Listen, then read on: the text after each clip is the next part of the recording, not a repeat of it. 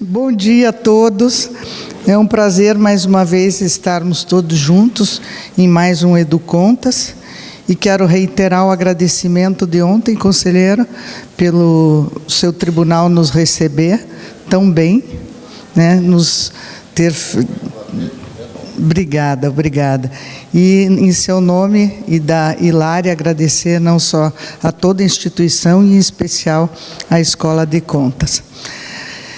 Mas eu gostaria de, falando sobre, com o tema, que na verdade foi o tema do nosso encontro, fazer um apanhado geral do que discutimos, do que conversamos aqui nesses dias.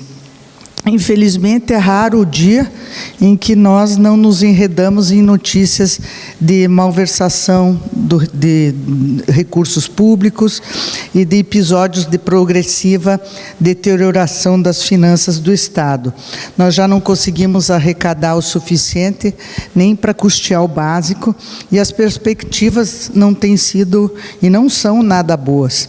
Segundo o parecer prévio emitido pelo TCU, nas contas de governo agora de 2017, até 2024, todo o orçamento público federal estará tomado com compromissos obrigatórios e pela concessão de privilégios fiscais. E essa situação, acredito, não seja só da União, mas com algumas variações, estará se repetindo nos estados. Portanto, diante desse quadro desanimador, o questionamento que recorrentemente se faz é como os organismos de fiscalização passaram ao largo de tanta atrocidade na gestão do que é público, do que é nosso.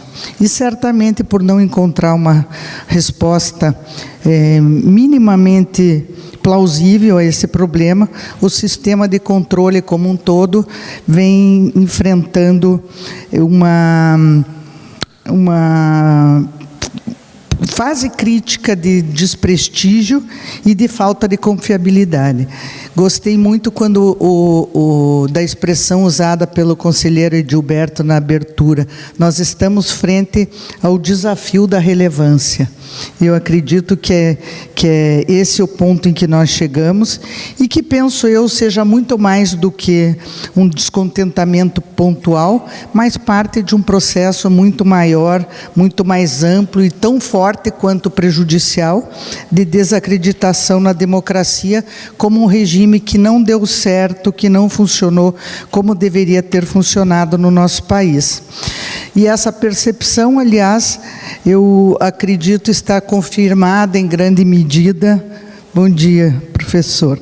Confirmada em grande medida, em minha opinião, no cenário eleitoral atual, marcado pela essa polarização entre modelos absolutamente antagônicos, cuja origem está, sobretudo, na falta de respeito que as elites políticas demonstraram ter para com o regime e para com todos nós, cidadãos, se apropriando do dinheiro público e nos atirando praticamente numa batalha maniqueísta, corroendo as bases da legitimidade da democracia.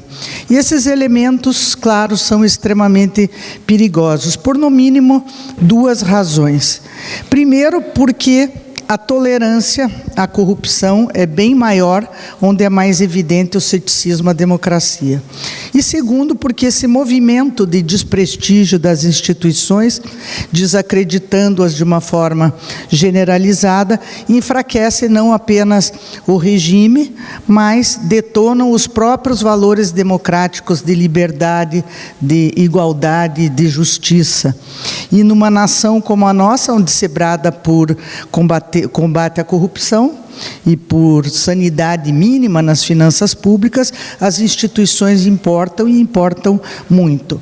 Mas, infelizmente, o fato é que as instituições de controle, as nossas instituições, estão entregando muito menos do que a sociedade espera delas. E quando os resultados do trabalho institucional são insatisfatórios ou não são apresentados adequadamente aos seus destinatários, surge um problema sério de legitimidade por desempenho ou de como as pessoas enxergam as suas instituições.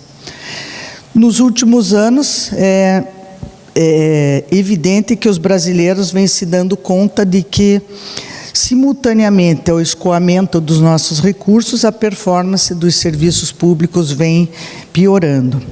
De modo que aprimorar o que chamo de delivery institucional nos tribunais de contas significa, metaforicamente, a sua sobrevivência. Ou seja, só com a entrega satisfatória daquilo que o Constituinte lhes incumbiu produzir à sociedade, se poderá evitar a estagnação do controle e fugirmos da distopia de Rui Barbosa sobre as Cortes de Contas converterem-se num ornato aparatoso e inútil, né? Na verdade, o tribunal precisa se dar uma nova chance. E, como disse Carlos Drummond de Andrade, renovar as esperanças e acreditar em si mesmo de novo. E isso perpassa, inevitavelmente, pela gestão e pelo compartilhamento do conhecimento e por um processo de reinvenção a partir de uma nova abordagem do controle, especialmente voltada à orientação e à prevenção. Enfatizo sempre, como foi dito ontem, muito bem explanado pelo professor Ismar, que a vertente pedagógica e orientadora do tribunal não se confunde com assessoramento, de modo algum. São coisas absolutamente distintas, não apenas semanticamente, e que não admitem, hipótese alguma, interpretação extensiva. O Banco Mundial, quando fala em controle externo, nos qualifica as instituições de controle externo como sendo verdadeiros pilares de integridade, cuja ausência faria desmoronar qualquer democracia. E indica 4 fatores para o seu sucesso. Primeiro, ter responsabilidades claras. Segundo, ter independência. Terceiro, recursos e pessoal adequados. E quarto, compartilhamento de conhecimento e experiência. Os tribunais de contas têm os 3 primeiros já assegurados desde o texto constitucional e, via de regra, estão consumados em todos os entes federados. Então, da consolidação do quarto fator que ainda se carece, da ação de compartilhamento de conhecimento, ou seja, do uso da sua expertise na promoção de uma educação de contas para muito além das suas portas e do seu próprio umbigo, uma educação de contas para os gestores sob a sua jurisdição, na medida em que o Tribunal de Contas é corresponsável pela formação e pela qualificação de todos os servidores públicos, e não só dos seus, sobretudo daqueles envolvidos nos processos de execução orçamentária e no controle interno, no controle desse gasto, a fim de, então, cooperarmos. Eu sempre me refiro aos tribunais de contas como nós, né, mas cooperarmos com a nossa expertise no fomento da economicidade, da eficiência e da efetividade nas operações de governo. E também na transferência de conhecimento e por que não dizer, né, na educação de contas para a sociedade, que não poderá se converter numa massa crítica se não lhe for permitido fazer um bom uso da infinidade de informações que se acumulam em portais de transparência ininteligíveis, em relatórios de auditoria intraduzíveis e em balanços orçamentários indecifráveis. Em outras palavras, penso que é preciso fortalecer os mecanismos que permitam à população participar ativamente do processo decisório em sua plenitude. e fazendo com isso despertar nela o senso e o interesse para a fiscalização, como já vem fazendo muitos dos nossos tribunais, como nós tivemos oportunidade de ouvir aqui relatos de experiências exitosas.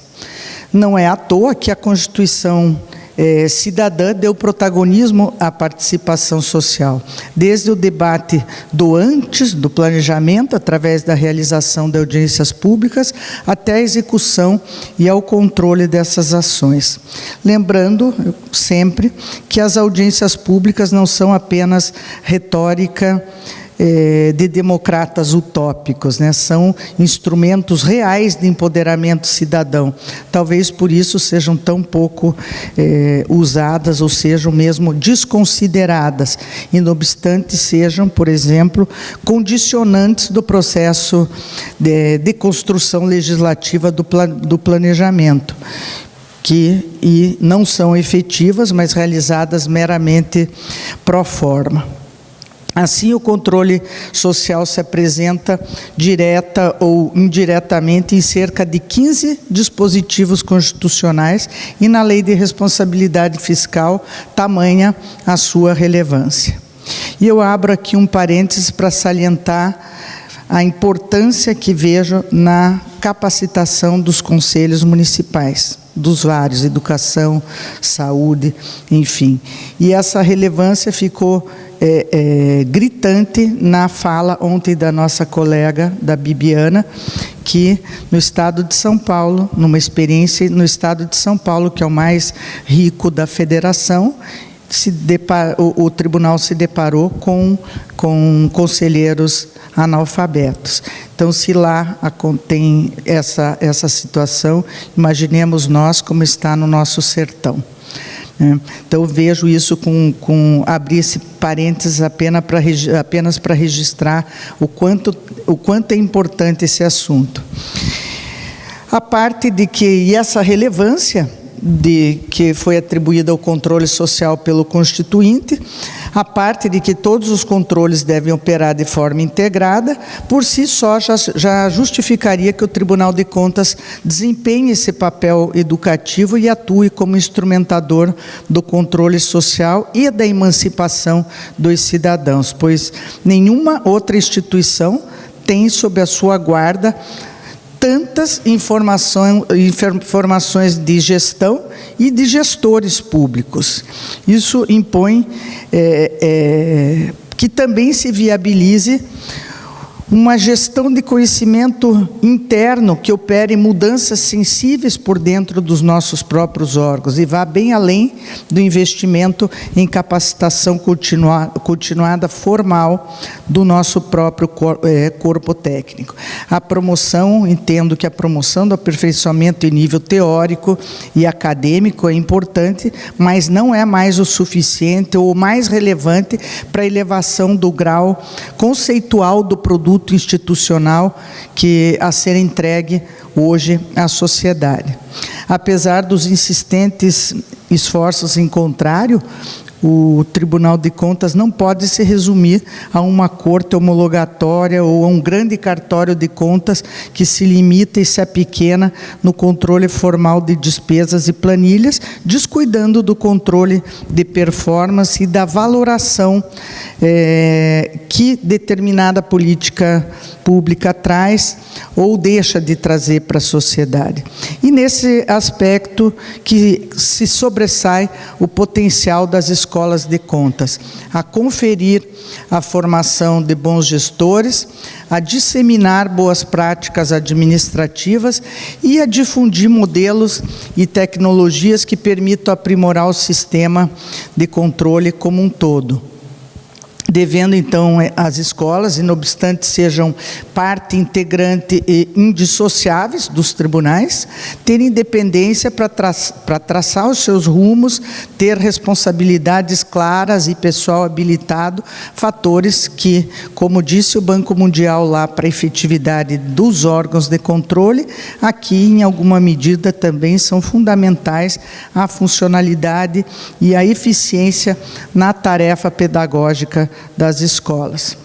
O Tribunal de Contas, ele é, porque deve ser, indutor de uma gestão pública responsável, ética, aberta e inteligente. Por isso, precisa difundir e utilizar mais das ferramentas inovadoras de controle, que ainda são pouco exploradas, como o controle de legitimidade, por exemplo, que vai muito além da verificação de etapas formais, de etapas burocráticas, para avaliar se determinada política corresponde ou não à vontade dos cidadãos, se produziu ou não resultados proporcionais aos recursos que foram investidos, se produziu ou não resultados, se atingiu ou não as metas que foram pré-estabelecidas.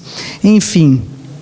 E uma outra forma é o controle aberto, que ultrapasse o controle tradicional, o controle monolítico, e traga para perto de si, traga o cidadão para perto de si, fiscalizando com ele e para ele, estimulando mais uma vez o exercício do controle social a partir da educação cívica. E para alcançar esses fins, não podemos seguir insistindo em pautas repetitivas e desviar o nosso olhar dos novos desafios que se colocam no caminho do controle externo exercidos por nós, tribunais de contas. E o mais premente deles, a meu ver, diz respeito ao que falou ontem o professor Ismar, diz respeito à Lei 13.655, desse ano, que alterou a lei de introdução às normas do direito brasileiro e trouxe novos parâmetros ao controle público, exigindo dos órgãos de controle avaliações consequencialistas sobre as alternativas do gestor na execução das políticas públicas, antes mesmo de implementar as ações típicas de controle. Isso reforça a necessidade da adoção de uma estratégia de atuação muito mais pedagógica e propedêutica, que se proponha não só a fiscalizar e a punir, mas a desenvolver um plano educativo para dar suporte à utilização dos recursos públicos, lembrando mais uma vez também que isso não se confunde com assessoramento. Trata-se, portanto, da adoção de uma atitude preventiva de ensino e de aprendizagem no âmbito da controladoria externa, com o objetivo de moralização da coisa pública, especialmente diante da previsão, por exemplo, falando ainda na mesma lei, no artigo 26 da LINDB, que inequivocamente incentiva a formação de instrumentos de controle consensual, como os termos de ajustamento de gestão, guardadas suas particularidades, claro, como também bem comentadas ontem pelo Ismar. Como nós faremos isso? Eu ainda não sei ao certo e não acredito que haja uma fórmula mágica para isso. Nós teremos todos que caminhar juntos e encontrar soluções, porque a lei está aí em cima de nossas mesas para serem aplicadas sem mais delongas. Além disso, deve-se chamar atenção para novos horizontes de atuação no campo da avaliação e da educação ética, a exemplo das auditorias que já vêm sendo realizadas pelo TCU, com as primeiras avaliações sobre a infraestrutura no campo ético e de governança da administração pública federal. Então, e já me encaminhando para a conclusão desta intervenção, eu afirmo que o pensamento de que nunca é tarde para recomeçar. No dia 7 de setembro próximo, o modelo de controle externo brasileiro completará 128 anos de história. E a necessidade de reinventar-se através do conhecimento nunca foi mais atual, para que os recursos do erário sejam realmente investidos em melhoramentos em prol do interesse público, em prol de serviços públicos de maior qualidade e não malocados em malas e caixas de papelão. A desconstrução nesse movimento todo que estamos vivendo. A desconstrução da política como instrumento de concretização de direitos não é saudável para a democracia, tampouco a marginalização da figura do político.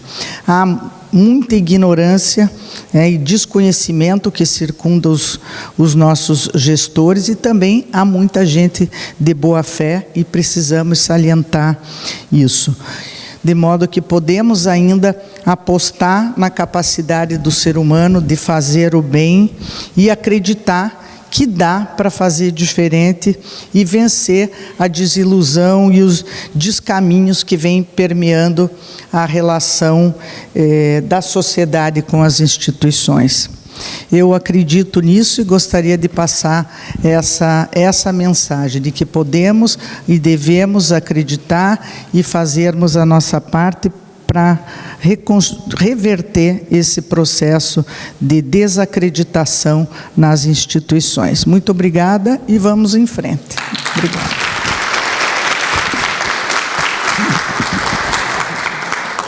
Obrigada, conselheira. Oi? Está livre para, se alguém quiser fazer uma pergunta. Posso convidar a doutora Hilária e o professor Francisco Otávio, os dois diretores do Instituto Plácido Castelo, para dividir essa honra comigo, professora Doris, de entregar o... Vossa Excelência não precisa de diploma, mas eu vou entregar o nosso modesto diploma, por gentileza, aqui ao centro. Por favor, Chico. Segura aqui, por favor. Segura aqui para fotografar. É com muito prazer, muito orgulho, muita honra que nós fazemos essa modesta homenagem à Vossa Excelência. E ainda mais, sem demérito, encerrar o Educontra, ainda vai ter reuniões técnicas, fechando com chave de ouro, como a gente diz aqui no Ceará. Mas não é com a cachaça, não, porque nós temos uma cachaça chamada chave de ouro. É com a chave de ouro do Tribunal de Contas do Estado do Ceará e com a sociedade cearense. Então, receba essa modesta homenagem nossa, por gentileza.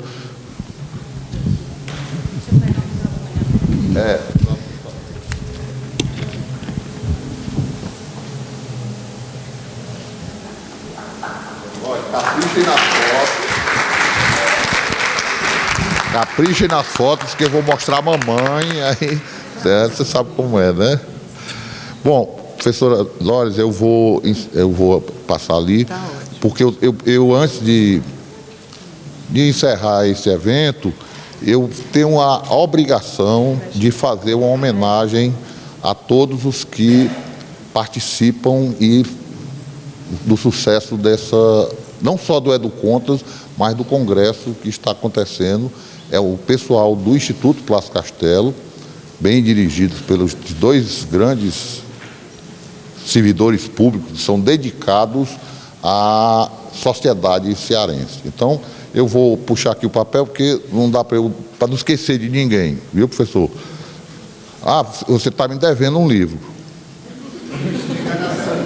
Muito obrigado. Não, é porque eu aprendi com o papai que a gente nunca deve perder a oportunidade de cobrar. Então, meus amigos, todos vocês, olha, a nossa equipe, né? O professor Francisco Otávio, que está aqui, foi diretor do Centro de Ciências Jurídicas da Universidade de Fortaleza, na verdade, fundador, e ele tem uma grande desvantagem em relação a mim, porque, professora, eu fui aluno e ele foi meu chefe. Depois eu fui professor e ele foi meu chefe. Agora, para me vingar, eu sou o chefe dele. A doutora Hilária de Sá Barreto, a nossa diretora executiva, e como todos vocês sabem, quem mandam são elas, as mulheres. É tanto que lá em casa, professora Doris, eu só falo com a minha mulher, ela só fala comigo de joelho. Sabe por quê, não sabe? É porque eu fico debaixo da cama, ela tem que se ajoelhar para falar comigo. Sai daí, Carocena. O doutor Paulo Alcântara, que está ali sentado naquela ponta, que é o nosso crânio da TI, da tecnologia de informação, e ele, inclusive... Por gentileza, Paulo, pode vir para cá. A Eva está aí. Eva. Oi, Eva, tudo bem? A Marcela Laura Feitosa, por gentileza. A Thalita. Bora, Marcelo. A Fabiola. A Aline Albuquerque. Desculpe aí, vai demorar pouco, porque é pouca gente.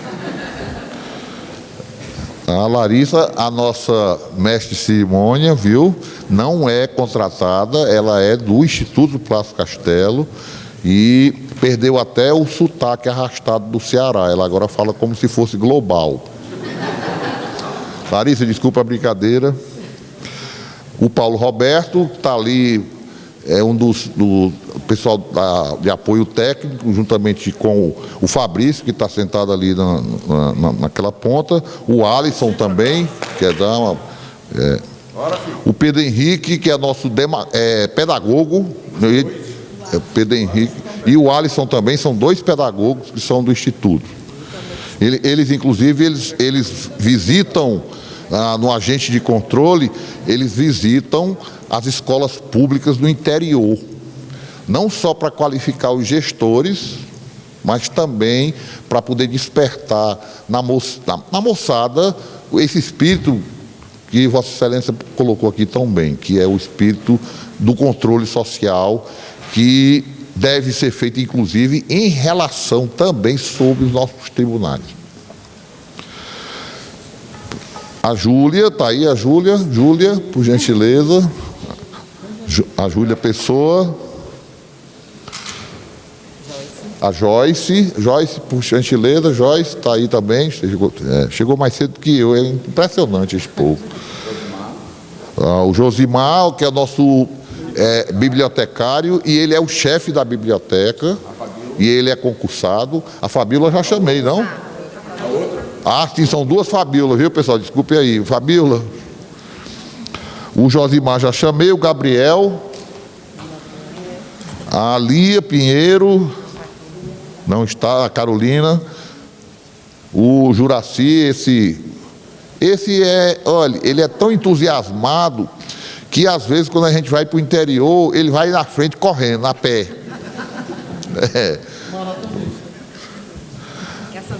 A Sandra Valéria está viajando e o Eduardo Elias está aí. Então, olha, eu não vou pedir a salva de palmas somente para eles, eu vou pedir para vocês todos também, porque nós merecemos essa salva de palmas, vocês merecem essa salva de palmas. Por favor, uma salva de palmas bem efusiva. Né? Não se esqueçam que vocês estão sendo filmados, né?